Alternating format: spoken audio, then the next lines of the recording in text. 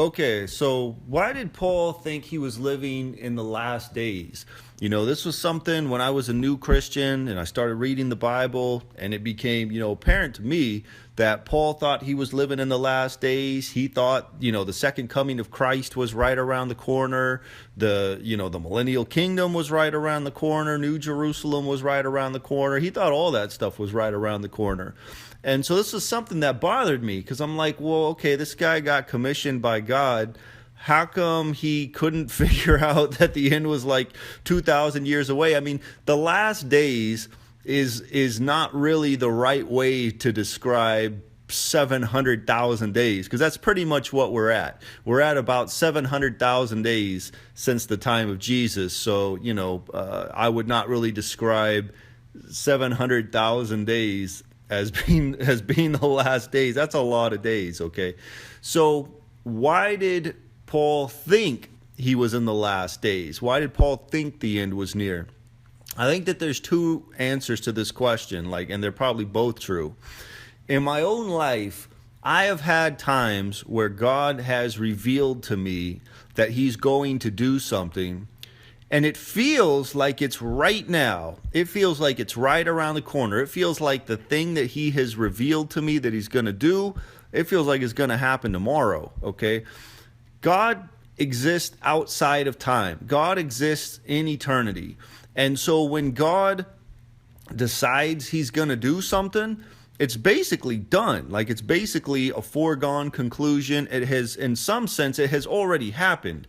And so when God reveals to you or to me or whoever that he's going to do something, since in his eternal world or whatever, it's already happened, it's already done, it feels to me like it's already done. Like he's feeling that it's already done, so I'm feeling that it's already done. To him, it's real close, so to me, it's real close. And so, like I said, I have had that in my own life where something that I thought was going to happen like tomorrow happened like a year down the road. So I think that kind of applies to Paul in that, he did receive revelations. He did not the book of Revelations, but just revelations. He received true revelations from Christ. And so the stuff that that was revealed to him is true. There is going to be an end times. There is going to be a last days. There is going to be a one world government. There is going to be an antichrist. There is going to be a return of the Messiah. There is going to be all this stuff. But whereas he thought it was going to be right around the corner, here we are 2,000 years later, and it still hasn't happened. And for all we know, it could be another 2,000 years. Nobody really knows, okay? Now, the second reason why I think that he thought he was living in the last days is because he was. Well, what do I mean? Look at the book of Jonah, okay? The Ninevites were bad. The Ninevites were wicked. The Ninevites were evil. And they were like a hop, skip, and a jump from the wrath of God, okay? But before God poured out his wrath upon Nineveh, he commissioned Jonah to go to Nineveh, to preach to the Ninevites, to tell the Ninevites to repent, and that if they repented, he would relent of the wrath that he was going to bring upon them. And so Jonah did that. He didn't want to do it, but he did it anyway. He went to Nineveh. He preached to the Ninevites. He told them what was coming. The Ninevites heard what he said. The Ninevites believed him. And the Ninevites turned from their wicked ways. And their end was staved off for, a long time. I don't know how long, a few hundred years or something like that. And then eventually they got super wicked again and they got wiped out. So the point is that if you were living in Nineveh and you thought, you looked around and you thought you were living in the last days or the end times for Nineveh, you would have been right. The end was near. You think the end is near? You're right. The end is near. You think you're a hop, skip, and a jump from the wrath of God? You're right. You were a hop, skip, and a jump from the wrath of God. But because the Ninevites repented, that wrath of God went away. So my point is that Paul thought he was living in the last days, and he was right. The end was right around the corner. Judgment was right around the corner. I mean, the world at the time of Paul is a wicked place. Even the Jews, God's chosen people, put God on a cross. I mean, God's people crucified God. That tells you how wicked the whole world was at the time of Christ. And again, when Jesus came and talked to the Pharisees weren't like, oh, you're the Messiah. Oh, okay, that's awesome. Hey, let's talk about that. Hey, maybe you are. Hey, we expected the Messiah to come in a different form, but hey, let's talk. Let's see if you're the Messiah. There was none of that going on. As soon as Jesus started talking about anything about being the Messiah, Son of God, all this stuff, Jews wanted to crucify him. The Jews wanted to stone him to death. The Jews wanted him dead.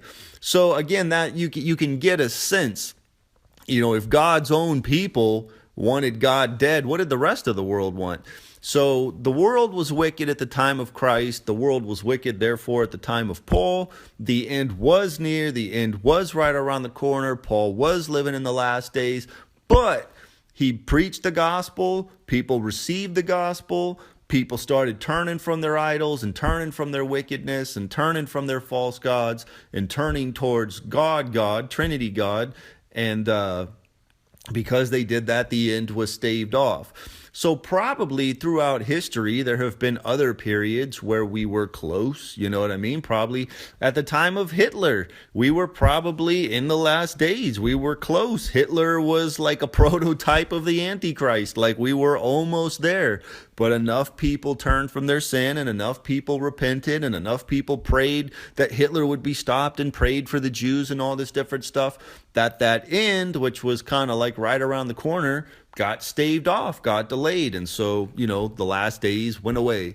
So my point is that we're in that phase again right now. You look around the world, you see all these troubles, all these wars and rumors of wars, and you see the embracing of homosexuality, the embracing of transgender. I mean, all kinds of stuff going on that is wicked. That's wicked in the eyes of God.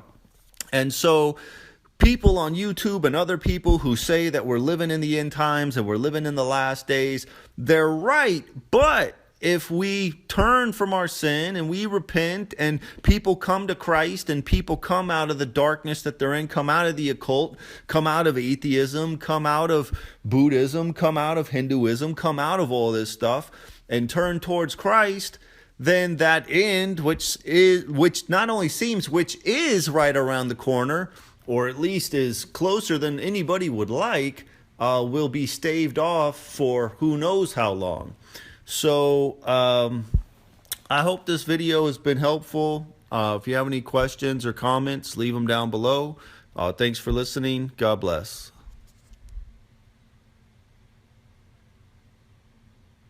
Mind, all that stuff is a foregone conclusion. It's already happened in effect, and therefore for Paul it was as if it was right around the corner.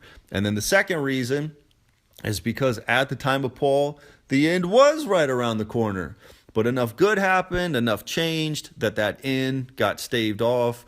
So look around. I know a lot of people think we're living in the last days. I don't disagree with that, but let's make the last days not the last days. Let's repent. Let's turn towards God. Let's spread the gospel. Let's try to take people out of darkness and bring them to the light. And then that end, which is so close, will become an end that's far off. So that's it. Thanks for listening. God bless.